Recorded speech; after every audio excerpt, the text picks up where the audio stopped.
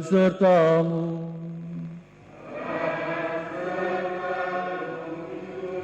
Inilah Injil Yesus Kristus menurut Santo Matius.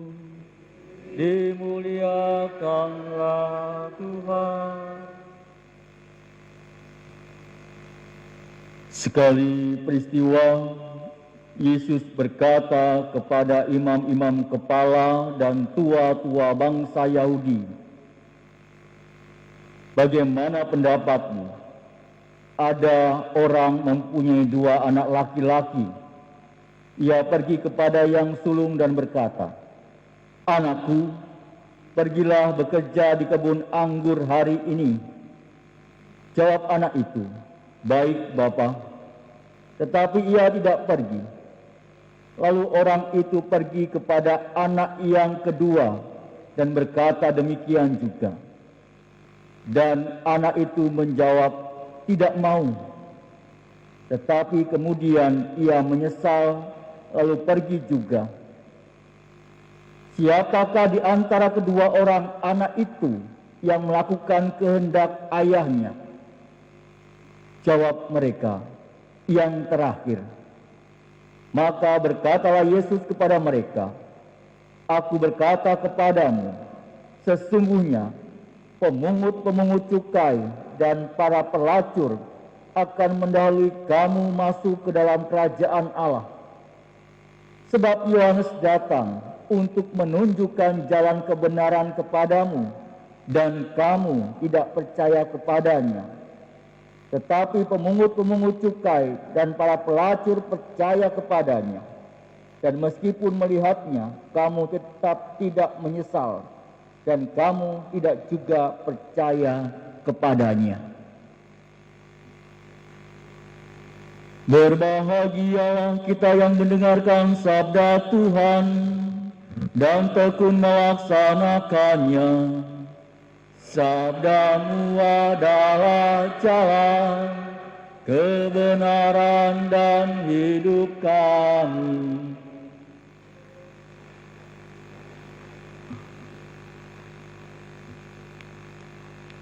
Para suster, Bapak, Ibu, saudara-saudariku yang terkasih dalam Tuhan kita Yesus Kristus, pada hari ini Yesus menyuguhkan gambaran yang indah melalui 2 anak dengan karakter yang berbeda, di mana anak pertama berkata ya, tetapi tidak pergi bekerja ke ladang seperti yang diminta oleh bapaknya. Dan anak kedua berkata tidak, tetapi akhirnya ia melakukan perintah yang diperintahkan oleh bapaknya. Mungkin kalau kita mempunyai anak, mungkin ada juga karakter-karakter seperti ini ya. Ada yang mengatakan ya, tetapi dia malah pergi bermain kemana-mana. Tetapi ada yang mengatakan tidak, kemudian ia malah menjalankan apa yang diperintahkan oleh orang tuanya. Sedang terkasih, tentu kedua karakter anak tersebut ingin menantang kita untuk beriman agar kita melihat dalam diri kita sendiri. Apakah sebagai murid-murid Yesus kita sudah menunjukkan suatu kualitas dalam iman kita yang terwujud dalam tindakan sehari-hari atau tidak? Ataukah tentunya sikap dan pernyataan ya yang sering kita ucapkan itu hanya sebatas manis di bibir atau sekedar ikut-ikutan saja, atau kadang sebatas mengikuti ritual agama saja? Hanya diri kita sendiri ya yang tentunya bisa menjawabnya secara jujur.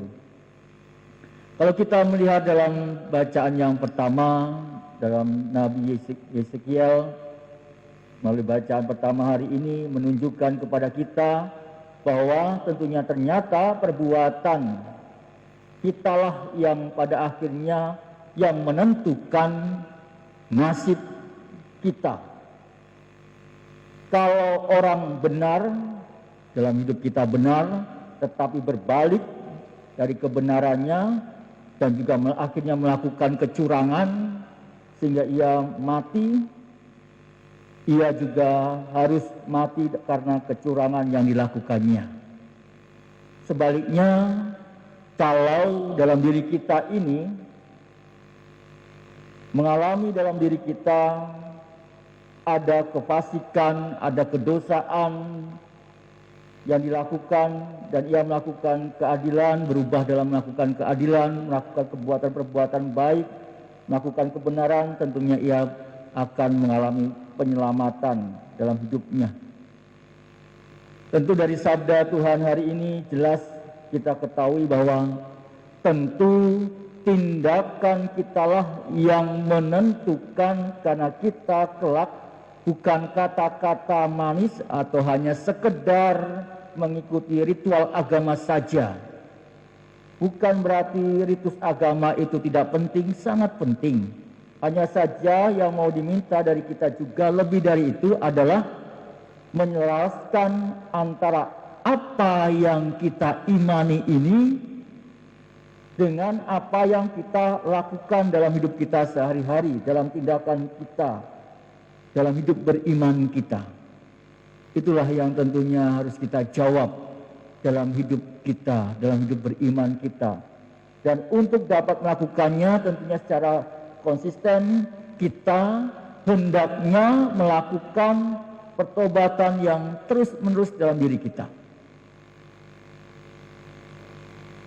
Mungkin kita mempunyai suatu kesalahan waktu dulu, ya, atau kita seringkali melakukan kedosaan, tetapi kita tidak melakukan perubahan-perubahan dalam diri kita.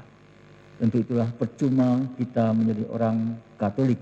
Tapi ketika kita menyadari bahwa kita adalah pernah mengalami kedosaan dan kita ingin berubah dalam diri kita dan juga akhirnya melakukan kebaikan dalam diri kita, tentu kita mendapatkan pertobatan bersama dengan Tuhan.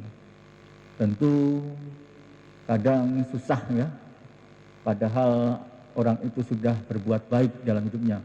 Meskipun dulu pernah mencuri, telah berbuat dosa, tapi kadang cap itu seringkali menjadikan sasaran untuk ya, kadang orang mengecapnya sampai sekarang ya, padahal dia sudah berubah dalam dirinya. Ya. Dan kadang kali ya itulah yang membuat orang itu juga tidak tahan untuk hidup bermasyarakat. Namun demikian tentunya kekuatan kita juga membantu bagaimana kita bisa merubah sikap kita pula terhadap orang di sekitar kita. Saudara terkasih, tentu membangun semangat penyesalan yang tulus menjadi cara yang sikap kehidupan yang dipuji dalam kitab suci pada hari ini. Tentu semangat kehidupan kita untuk tetap setia dalam pengharapan untuk kehadiran Tuhan yang bisa kita ciptakan pada hari-hari ini adalah membangun semangat penyesalan yang diwujudkan dalam kehidupan bersama. Mungkin saya mengatakan ada 3 kata sakti yang bisa diperjuangkan dan biasakan dalam hidup kita sehari-hari. Juga dalam kehidupan keluarga kita masing-masing. Adalah kita bisa menggunakan kata terima kasih.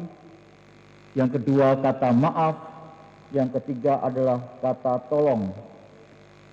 Ketika kita menerima kebaikan dari anggota keluarga ataupun orang lain di sekitar kita, biasakan kita spontan untuk mengucapkan terima kasih. Ketika kita saatnya tertentu kita juga jatuh dalam dosa dan juga dalam kesalahan, sikap dasar yang perlu adalah meminta maaf. Saling memaafkan tentunya menjadi penyegaran bagi tubuh kita, semangat kita, persaudaraan kita, dan juga rasa percaya kita yang memungkinkan hidup kita dalam kehidupan kita sehari-hari. Dan sikap yang ketiga perlu ada dalam keluarga, ada kerelaan untuk meminta tolong dan dimintai tolong. Tentu sikap saling membantu dan juga memberikan semangat dalam keluarga adalah semangat cinta kasih itu sendiri. Kerelaan meminta tolong kepada anggota keluarga atau orang lain juga mencirikan sikap kesederhanaan dan juga kerendahan hati kita, agar tidak berhenti pada rasa percaya diri yang berlebihan, sikap sombong, tidak mau meminta pertolongan.